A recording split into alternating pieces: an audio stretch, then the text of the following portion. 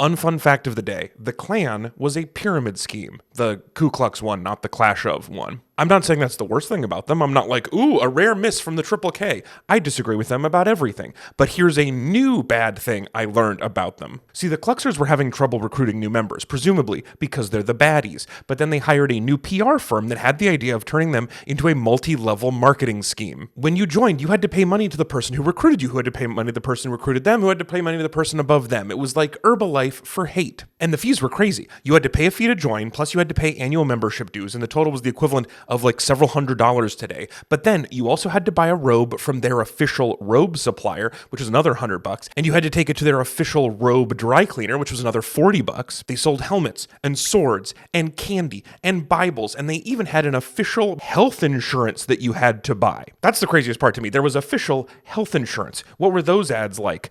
Don't be a grand drag, get your annual physical. Or maybe, we'll help you check under the hood. They did lots of bad stuff, but it's an important lesson that while a group may use hate to grow, the people at the top are almost always doing it to scam their own members. They advertise violence and hate and the camaraderie of having a clan, but they monetize with in-app purchases.